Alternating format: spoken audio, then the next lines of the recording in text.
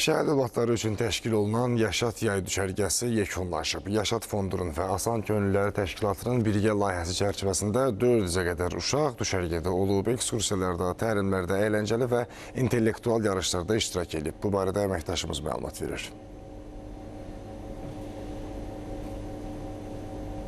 Bəli, Lənkəranda baş tutan 5-ci Yaşat düşərgəsinin artıq bu günləri sonuncu həftəsinin sonuncu günüdür. Bu günləri bağlanış mərasimi həyata keçirilir. Bağlanış mərasimində yay düşərgəsində iştirak edən şəhid övladlarımız həm hədiyyələr, həm də maraqlı oyunlarla yadda qalan günlərini davam etdirirlər.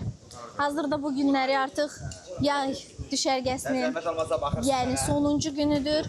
Yay düşərgəsi ilə yanaşı eyni zamanda Yaşat Fondu tərəfindən London düşərgəsi isə davam edir. London düşərgəsində 9-cu sinifi bitirən yüksək bal toplayan şəhid övladlarımız xaricdə Londondadılar və onlar orada tanınmış peşəkar mütəxəssislərlə bərabər təhsil müəssisələrində maraqlı onların təcrübələrini əldə edirlər və bu kimi inkişaf həm öyrədici, həm əyləndirici, maraqlı yay düşərgələri davam edir müxtəlif ərazilərdə. Hazırda Lənkəranda isə artıq bağlanış mərasimidir.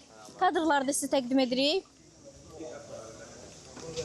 İştirak edən hər kəs Yaşat Fondu tərəfindən hədiyyələr əldə edir. Ölkə